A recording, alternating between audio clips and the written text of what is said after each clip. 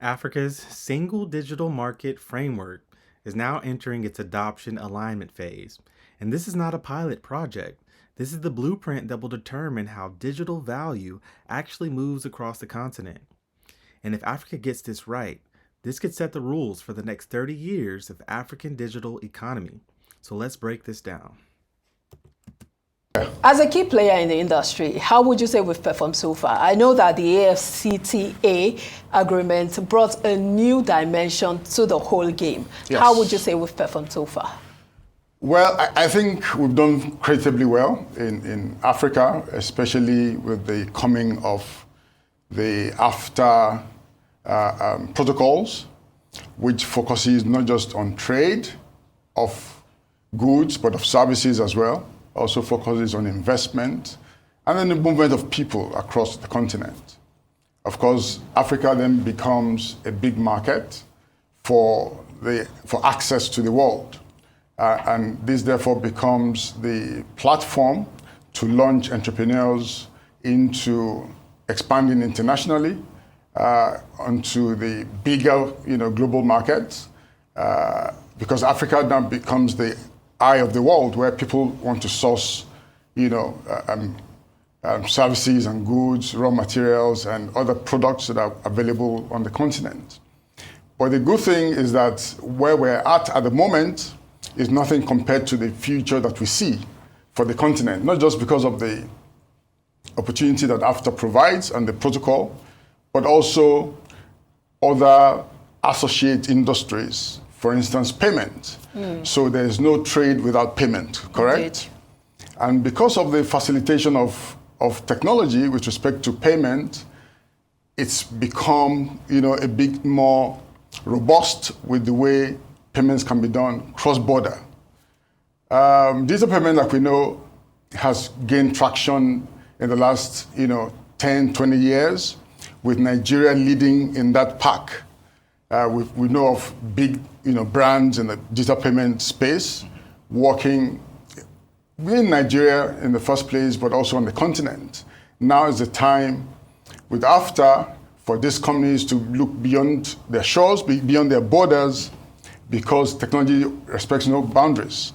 And therefore, whether you're in Nigeria or you're in Ghana or you're in Togo, or you're, for instance, in South Africa, but you have a solid, payment platform that you can make available for the continent, is a time to look at what, AFTA is talking about and see how these technologies, these payment platforms can then be leveraged to provide solution for everybody on the continent.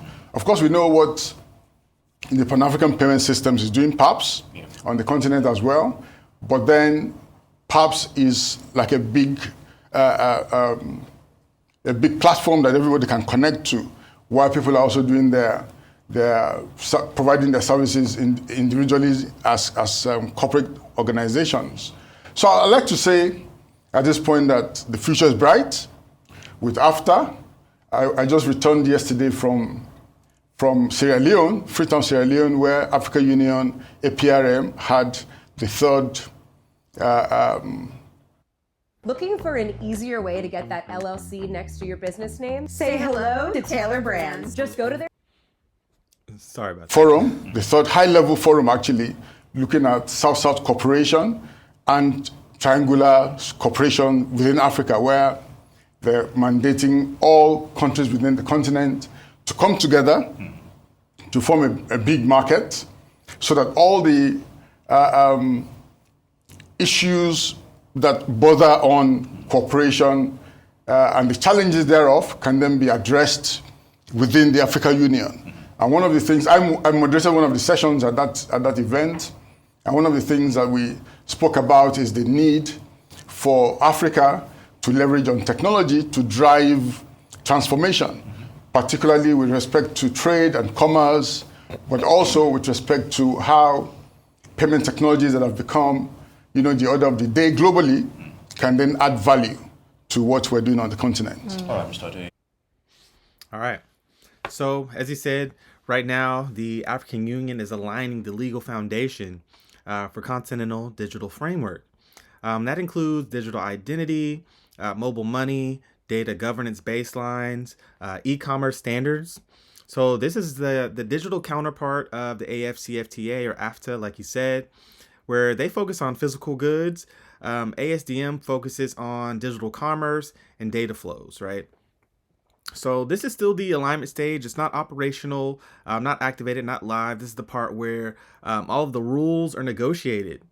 So we have to separate narrative from structure, right? We've seen this movie before. And it's interesting how they often say that Africa needs to catch up, right? When whole nations were built off of our back. So just look at the United States and look at the UK. So the stage is not cosmetic. Whoever writes the standards now controls how African data, African digital payments, and African digital business models are valued later. And this isn't a new fight, right? Muammar Gaddafi tried to break dependency on foreign clearinghouses for money. And the ASDM is trying to break dependency on foreign clearinghouses for data and digital transactions. He challenged financial control, and the ASDM is challenging digital control. Gaddafi was neutralized before he could complete the system that would have stopped capital flight, right? And now the question is whether Africa finishes the digital version of that same fight.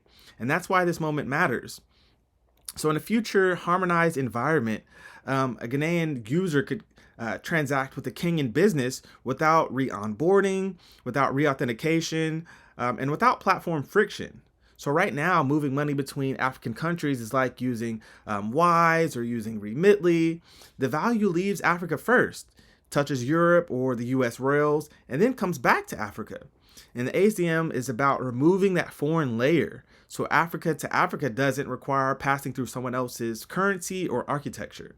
So startups could scale regionally without having to learn 54 separate regulatory environments, and countries could reduce capacity gaps by harmonizing baseline rules. So cloud regions could legally host data sets cross-border under shared governance. And this is how we turn fragmentation into actual market depth. And here's the outlook, right? This is where the why becomes clear. The barrier was never ability, right? The barrier was access.